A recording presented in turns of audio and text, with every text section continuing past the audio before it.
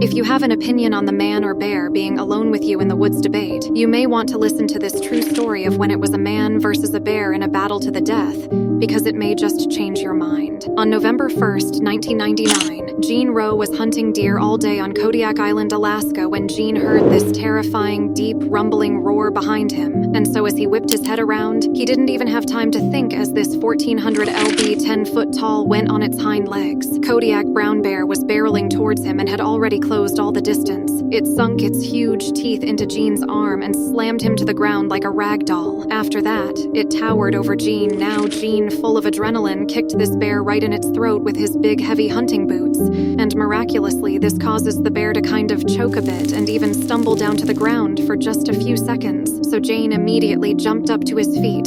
Full of adrenaline still, he pulled a knife out of his pocket and rammed it right into the bear's throat, at the same time that this bear bit into Jane's leg with its huge tail. But now that this bear's head was kind of turned down to get that bite on Jane's leg, Gene was able to raise that knife up high and slam it down again right into the bear's vertebrae, causing the bear to kind of lift its head up and back in pain. The bear backed up a little and again started rushing towards him. With one arm broken and just hanging off his body, he shakingly stood up and used the other arm with all the strength of his soul to punch the bear right off his nose and knocked it unconscious. The punch was so strong that he broke several bones of his hand. After that, he delivered the final blow with his knife and finished the bear. Gene had to climb a mountain to reunite with his hunting buddies. He made it with all the pain and agony. Then he was rushed to the hospital, got 500 stitches and dozens of reconstructive surgeries.